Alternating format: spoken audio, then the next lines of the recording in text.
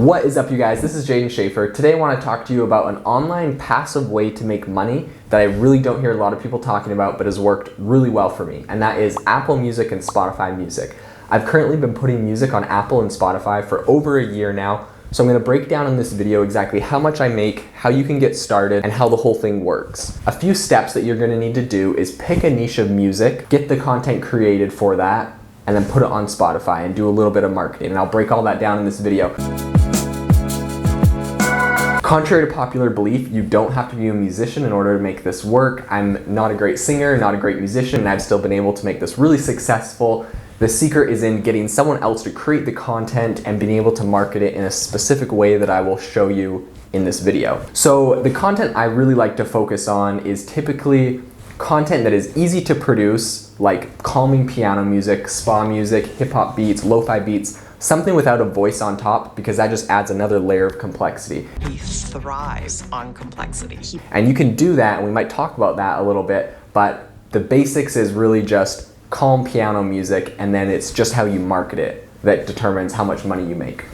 So for example, I would take something, I would get someone to create some calm piano music, and then I would market that as either study music or meditation music or spa music or any number of different generic kind of music, focus music for people. And then depending on where I put that is how many streams I would typically get on that. In order to get started, you're first off going to want to pick a niche. So there's a ton of different niches. I would just pick one. You can go onto Spotify, do a little research. I would look for something like spa music or sleep music or something along the lines of something someone's gonna put on and leave running for a long time, because you get paid for every stream that goes onto your music. So you're gonna wanna pick something that people just kind of leave running and it just kind of racks up some money in the background.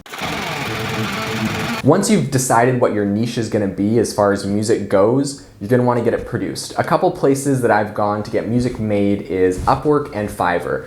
Fiverr, you can get content produced pretty cheaply, Upwork as well, but if you want a more in-depth video, I'll probably make that in the future. Of course, you have to get an album cover created for your music. That's pretty easy. Also something you can do on Fiverr, or even just make it yourself on Canva using images from Unsplash. Really easy process. This is how I typically do that. In addition to really simple music like piano music or beats, I've also gone and paid people to make covers where I had someone make the background and someone do the vocals. I had someone do this cover for a song called Dance Monkey. I'll leave a link to it in the description. Through this, I made over $300 just from people buying the song on iTunes. So the way you make money really depends on your type of content. For something like a cover where people liked the singer and liked my cover, they actually were able to buy it from me. Now when you do covers, it's very different than other music, and you actually have to pay for the licensing. One website I use, a distributor called Lander, they actually buy the cover licensing for you and make it really simple. It's the only distributor I know of that does this. So if you're going to do cover music, I would definitely recommend you using the Lander. As far as everything else, my favorite distributors are United Masters and Level Music. Both of them have different pricing structures. United Masters currently has an option where you pay 20 bucks a year and you can release unlimited music. Level has the same kind of deal, somewhere around 20 bucks a year for unlimited music that you can release. And so this really helps out when you're trying to make a lot of different types of content. Once you have your piano music made, your album cover created, you've uploaded this to a different distributor like Level or United Masters, the next step that you want to do is to promote your music. It's all about marketing. It takes a little bit of time, but getting it set up right in the beginning will allow your music to make money in the long term. So there's a couple different ways that you can get your music seen and listened to. The first one is getting it into playlists.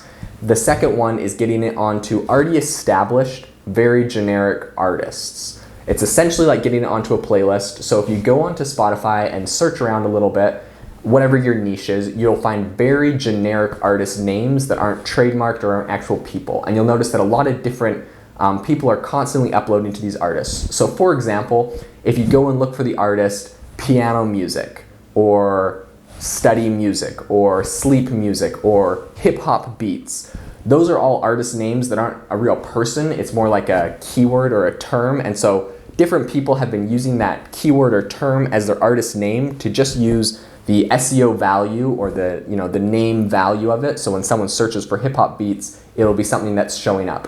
That's not like a specific person, and so you typically have the go-ahead to go and put your music onto one of these artists, just label your name as that artist, and then when you release your music, it will show up on top of these artist accounts, and people that are already following it will be notified and will see it.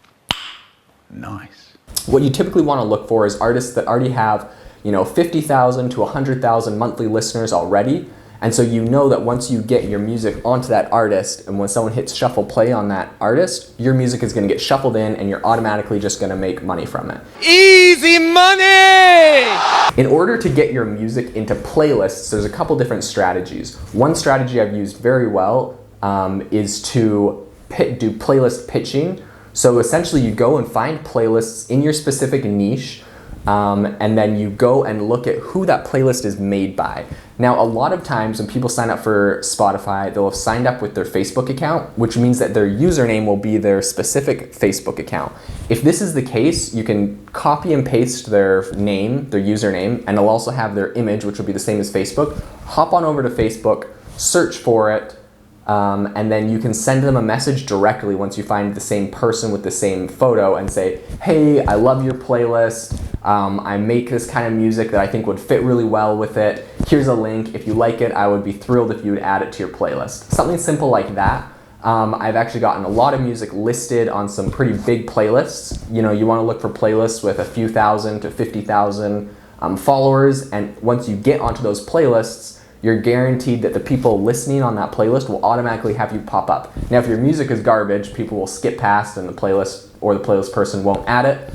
But if you're really focusing on making high quality content and you have really good music, then people are gonna like it, add it to their libraries and listen to it, and you'll have a really long-term asset set out for you. The other way that you can get into playlists is by using a service called Playlist Push. Playlist Push allows you to pay owners of playlists to look at your music and give you recommendations on it. If they like your music, they can add you to their playlist, but it's not guaranteed because currently it's against Spotify's terms of service to pay people to add music to your playlist. So you're only pitching your music to them, and in order to do this, you typically have to pay a fee. Recently, I helped someone run a campaign where they paid $700. They had their song sent out to 5,000 playlists, and they got listed immediately onto 10 or 12 of them.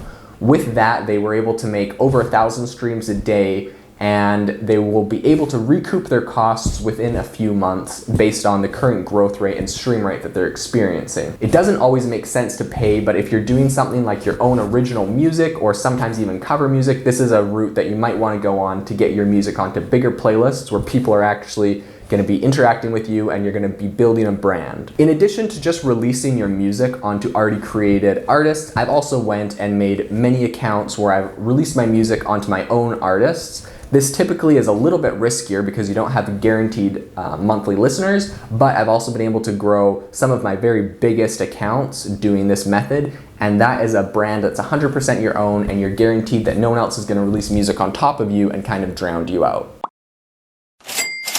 The last thing that you really want to focus on when you're getting your music out there and heard is the name that you give your album and the name that you give your songs. So a couple examples of this, one time I was searching for the artist Bob Marley, and a song popped up that was the song name was Bob Marley, and I clicked on it to see what the heck it was. I ended up really liking the song, adding it to my library, cool song. But that person literally was found because they were labeling themselves a keyword that someone else is searching.